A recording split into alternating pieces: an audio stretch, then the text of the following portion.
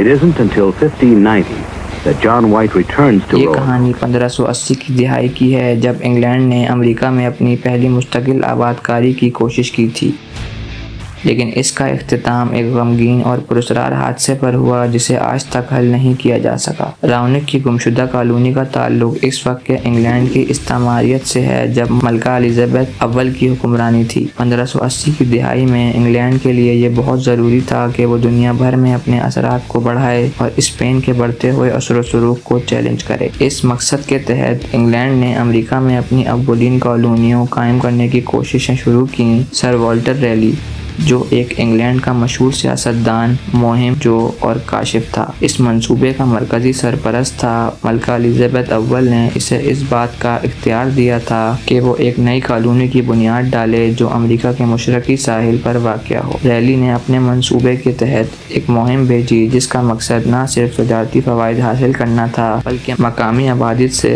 روابط بھی قائم کرنا تھا۔ 1585 میں ریلی نے پہلی مہم بھیجی جس کی قیادت مختلف افراد نے کی۔ ان میں اہم شخصیات جیسے فرانسس ڈریک اور جان وائٹ شامل تھے۔ یہ گروہ شمالی امریکہ کے ساحلی علاقے میں پہنچا اور اس نے رونق جزیرے پر اپنی پہلی کالونی قائم کرنے کی کوشش کی۔ تاہم کچھ ہی عرصے بعد اس کالونی میں مقامی قبائل کے ساتھ تنازعات، خوراک کی کمی اور دیگر مشکلات نے ان کی زندگی کو عجیز بنا دیا۔ اس کالونی کو ناکامی کا سامنا کرنا پڑا اور اس گروہ کو واپس انگلینڈ بھیج دیا گیا۔ اس ناکامی کے باوجود سر والٹر ریلی نے رونق میں آباد کاری امید کو چھوڑا نہیں۔ 1587 میں جان وائٹ کی قیادت میں ایک نیا گروپ رونق جزیرے پر پہنچا جس میں 115 افراد شامل تھے، جن میں مرد، عورتیں اور بچے بھی شامل تھے۔ یہ کالونی امیدوں کے ساتھ قائم کی گئی، مگر افسوس کہ اس کالونی کی تقدیر بھی کچھ مختلف تھی۔ جان وائٹ کی قیادت میں یہ گروپ زیادہ مضبوط اور بہتر تیار ہو کر آیا تھا، لیکن پھر ایک بار انگلینڈ اور اسپین کے درمیان جنگ چھڑ گئی، جس کی وجہ سے وائٹ کو اپنے لوگوں کے ساتھ انگلینڈ واپس جانے کی ضرورت پیش آئی تاکہ وہ مزید سامان اور امداد حاصل کر سکے۔ وائٹ نے یہ وعدہ کیا کہ وہ چند ماہ میں واپس آ جائے گا، لیکن وہ 3 سال تک واپس نہ آ سکا۔ جان وائٹ نے جب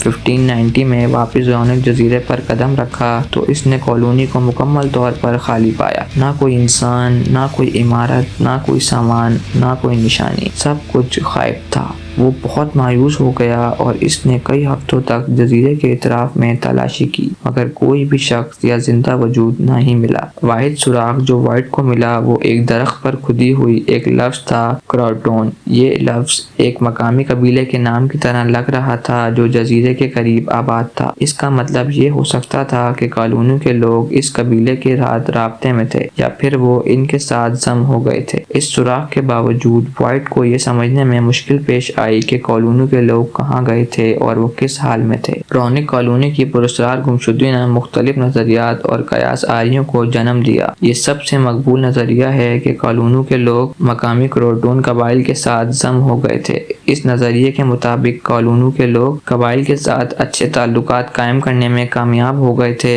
اور ان کے ساتھ بقا کے لیے ضم ہو گئے۔ بعض آثار اور شواہد سے یہ اندازہ لگایا گیا کہ مقامی قبائل نے انہیں پناہ دی اور ان کے ساتھ میل جول بڑھایا۔ کچھ مورخین کا ماننا ہے کہ اسپین کے حملہ آوروں نے کالونی کو تباہ کر دیا اور اس کے تمام باشندوں کو قتل یا گرفتار کر لیا۔ اسپین اور انگلینڈ کے درمیان جنگ کے دوران اسپین کی بحریہ نے انگلینڈ کے مفادات کو نقصان پہنچانے کی کوشش کی اور ممکن ہے کہ انہوں نے رونق کالونی پر حملہ کیا ہو۔ تاہم اس نظریے کے حق میں کوئی ٹھوس ثبوت نہیں مل سکا۔ ایک اور امکان یہ بھی ہے کہ کالونی کے لوگ قدرتی آفات یا قحط کی وجہ سے مر گئے ہوں گے۔ شاید موسم، خوراک کی کمی اور دیگر قدرتی آفات ان کی بقا میں رکاوٹ بن سکتی تھی۔ اس دوران کالونی غیر معمولی مشکلات کا سامنا تھا جس کی وجہ سے وہ اپنی زندگی کی حفاظت کے لیے علاقے سے باہر نقل مکانی کر گئے ہوں گے۔ ایک اور امکان یہ ہے کہ کالونی کے لوگ رونق جزیرے کے قریب کسی دوسری جگہ منتقل ہو گئے ہوں گے اور وہاں مقامی قبائل کے ساتھ زندگی گزار رہے ہوں گے۔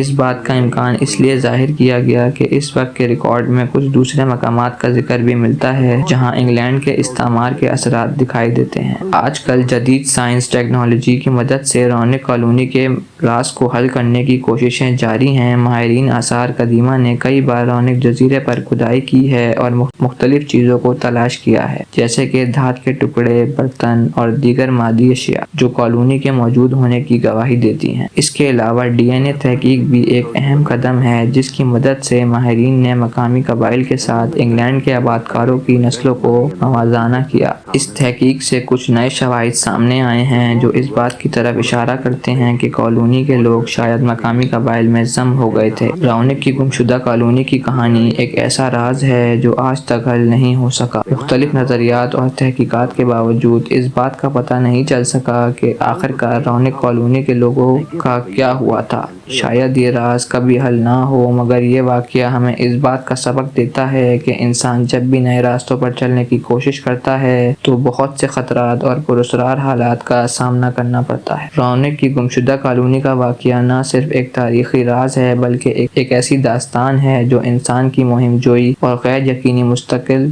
یقینی مستقبل کا سامنا کرنے کی قوت کی عکاسی کرتا ہے۔ یہ کہانی ہمیں یاد دلاتی ہے کہ ہم کبھی بھی دنیا کے ان پراسرار حصوں کو پوری طرح نہیں سمجھ سکتے جہاں تک ہماری پہنچ نہیں ہوتی۔ اگر آپ کو یہ ویڈیو پسند آئی ہو تو ہمارے چینل کو سبسکرائب کریں، ویڈیو کو لائک کریں اور بیل آئیکن کو دبائیں تاکہ آپ ہماری آنے والی نئی ویڈیو سے آگاہ رہیں۔